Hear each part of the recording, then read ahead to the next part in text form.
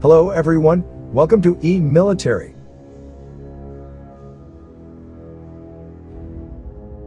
The US reportedly is planning to send more troops to Europe to help Ukraine. US President Joe Biden has orders nearly 3,000 American troops to Eastern Europe in a move what it said to counter Russia. The moves come ahead of a fresh flurry of diplomacy. On Wednesday, UK Prime Minister Boris Johnson warned Russian President Vladimir Putin in a phone call that any further incursion into Ukraine would be a tragic miscalculation.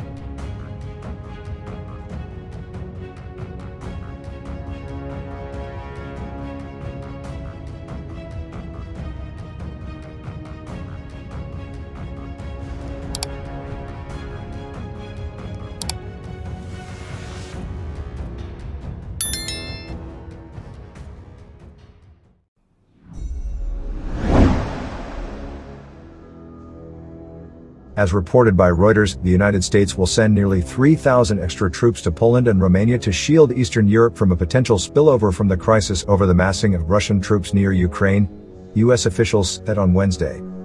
Russia has denied plans to invade Ukraine but signaled it was in no mood for compromise on Wednesday by mocking Britain, calling Prime Minister Boris Johnson utterly confused and accusing British politicians of stupidity and ignorance. Moscow has deployed more than 100,000 troops near Ukraine's borders and says it could take unspecified military measures if its demands are not met, including a promise by NATO never to admit Kiev. A Stryker squadron of around 1,000 U.S. service members based in Vilzek, Germany would be sent to Romania, the Pentagon said, while around 1,700 service members, mainly from the 82nd Airborne Division, would deploy from Fort Bragg, North Carolina, to Poland. 300 other service members will move from Fort Bragg to Germany.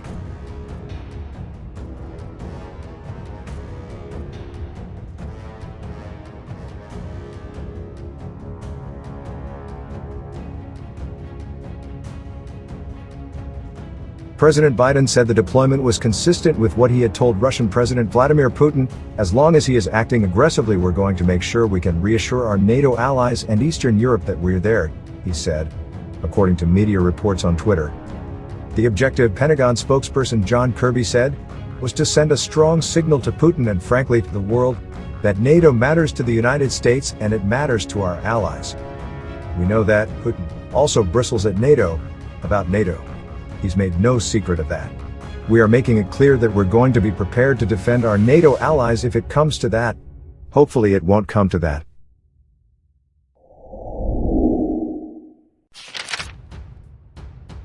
Poland's Defense Minister Mariusz Błaszczak said the U.S. deployment was a strong sign of solidarity. NATO Secretary General Jens Stoltenberg also welcomed it, saying the alliance's response to Russia was defensive and proportional. Efforts to reach a diplomatic solution continued, despite some Western countries describing Russia's main demands as non-starters and Moscow showing no sign of withdrawing them. Reuters reported that Biden and French President Emmanuel Macron discussed coordination of diplomatic efforts and plans to impose economic costs on Moscow should it invade Ukraine, the White House said. Macron said he was planning to talk to Putin soon too. Turkish President Tayyip Erdogan is set to visit his counterpart Volodymyr Zelensky in Ukraine on Thursday after pitching Turkey as a mediator to ease tensions with Russia, while German Chancellor Olaf Scholz said he would meet Putin in Moscow soon, without giving a date. On the other hand, Russia has criticized U.S. military moves as destructive step. Moscow says the U.S. military deployments in Eastern Europe increase tensions.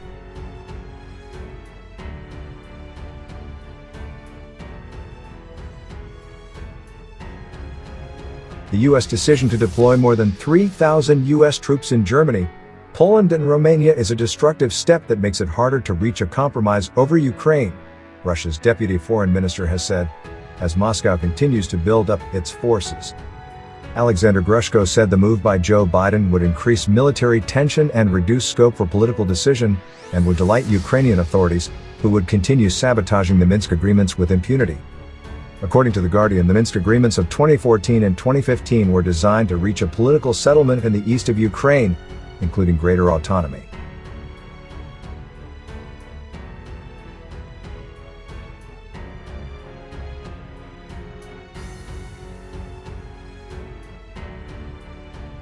John Kirby, a Pentagon spokesperson, said the U.S. movements were designed to deter aggression and enhance our defensive capabilities in frontline allied states. We expect them to move in coming days. Vladimir Putin continues to add forces, combined arms, offensive capabilities. Even over just the last 24 hours, he continues to add in Western Russia and Belarus, and in the Mediterranean and the North Atlantic. Kirby added, he has shown no signs of being interested or willing to de-escalate the tensions.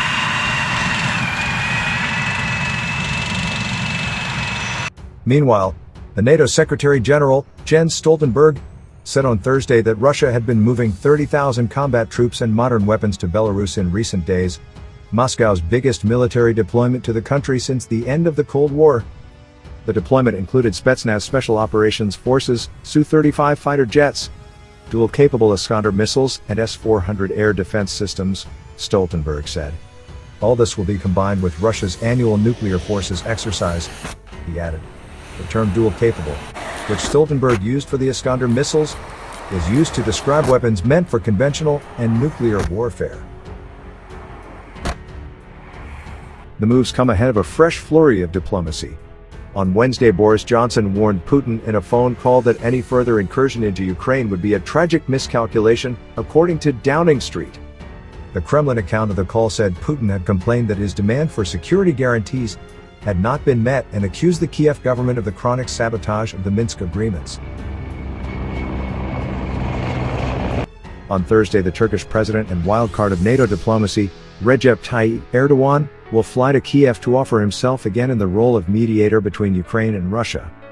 Reports from The Guardian noted that the Erdogan mediation proposal has not yet been picked up by Russia, but Jake Sullivan, the U.S. National Security Advisor, and Ibrahim Kalin, the chief advisor to Erdogan, spoke on Tuesday about their commitment to deter further Russian aggression against Ukraine, according to a White House statement.